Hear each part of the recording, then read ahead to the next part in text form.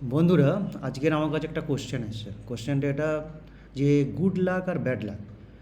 কেউ কেউ বলে এটা আমার গুড লাক, কেউ কেউ বলে ব্যাড লাক। আজকে একটা গল্প শোনাচ্ছি। আজকের আমার ছেলের একটা খেলা ছিল, যে খেলাতে ইন্টারনেট ফেলিওরের জন্য তার ওই খেলাটা প্রবলেম হয় এবং সে খেলাটা হেরে যায় due to the internet connection problem. তো আমাকে যেই হেরে গেল তখন ও বলল যে এটা কি আমার ব্যাড লাক? এটা তো আমার সত্যিই ব্যাড লাক। আমি আগে সব কটা জিতেছি, এটাও আমার জেতার কথা, but only due to the internet এটা আমার ফেলিওর হলো। তো এটা ব্যাড লাক বটেই। Then and there I realize যে হতে পারে, যে ব্যাড লাক বলে তো আছেই। আমিও এটা অ্যাকসেপ্ট করলাম এবং আমার মনে হয় 90% তোমরাও ওটাকে অ্যাকসেপ্ট করবে।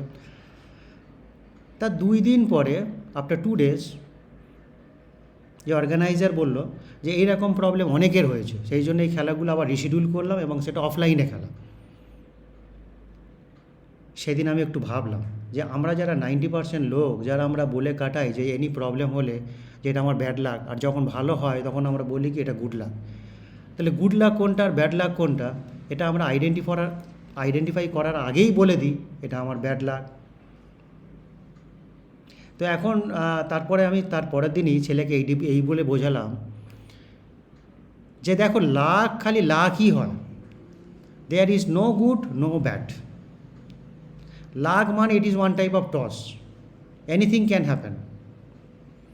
তো তুমি যেটা বললে কালকের খেলা হলো কিন্তু ইন্টারনেট প্রবলেমের জন্য তুমি হেরে গেলে এবং এটা তোমার ব্যাড লাক, কিন্তু আলটিমেট সেটা গুড হয়ে গেল এবং সেটা অফলাইনে খেলার চান্স পেলে। এবং এটা আমাদের মধ্যে প্রায়ই দেখা যায় যে দাদের ধরুন চাকরি চলে গেল, ইস কি ব্যাড লাক। আবার কেউ হঠাৎ করে চাকরি পেল, যে আমার লাকটা খুব ভালো। এই যে ভালো বা মন্দ বা খারাপ, এটা যে আমরা নিজেদেরকে বলে থাকি, এটার কোনো মেজারমেন্ট নেই। এটা আমাদের পুরোটাই শুনে শুনে অভ্যস্ত এবং সেখান থেকেই আমরা বলি। কিন্তু একটা জিনিস মনে রাখতে হবে কি, যে গুড বা ব্যাড বলে কিছু নেই, এই পুরোটাই একটা লাক। এটা একটা লাক, জীবনটা একটা লাক। এবং আমরা গুড লাক করার জন্য নিজেদেরকে প্রতিনিয়ত ট্রাই করি এবং ট্রাই আমাদের করতে হবে। যেমন একটা এক্সাম সাপোজ খুব ভালো হলে সে বলতো বাহ আমার লাকটাও খুব ফেভার করলো, কিন্তু লাক না, সে তার আগের যে প্রতি মুহূর্তে প্রচেষ্টা, প্রতিদিন যে প্রচেষ্টা করে গেছে ডেলি বেসিসে, সেইটা কেউ দেখে না। সবাই তার দেখে কি নাম্বার এবং তার সাকসেস। তো it is not a good luck, it is not any bad luck. তুমি চেষ্টা করলে তোমার লাক অবভিয়াসলি ফলো হবে।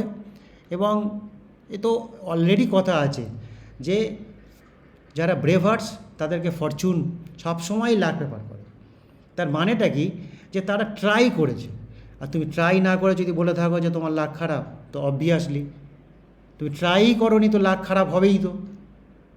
তো সেই জন্য লাক সেটা যাই হোক না কেন, ওটাকে আমাদের মেনে নিতে হবে এবং সেই অ্যাকসেপ্টেন্সেরও বেসিসে আমাদের ফার্দার কাজ স্টার্ট করতে হবে যে ওই লাকটাকে কী করে আমরা আমাদের বেটারমেন্টের দিকে নিয়ে যাই।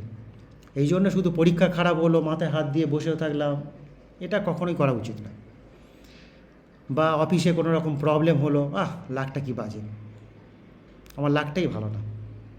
তো এই সব আবার কোনো দিন দেখবে তোমার ওই সেম লাকে তোমার প্রমোশন পেয়ে গেলে।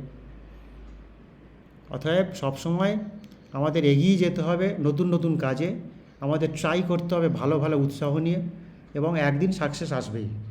আর সেই সাকসেসটা পেতে গেলে আমাকে প্রতিনিয়ত যে প্ল্যানিং করতে হবে, সেই প্ল্যানিংটাই সবচেয়ে দরকার। সেই প্ল্যানিংয়ের উপর বেস করে আমাদের লাক অলওয়েজ গুড হবে এবং always accept that we are in good luck position. যখন আমরা মানুষ হয়ে জন্মেছি, আমাদের কিছু করার ক্ষমতা অবশ্যই আছে। অলওয়েজ ব্রাইট ফিউচারের দিকে লক্ষ্য করে এগিয়ে চলো। Thank you. আবার নেক্সট এপিসোডে আবার আসবো তোমাদের ভালোবাসা নিয়ে। Thank you.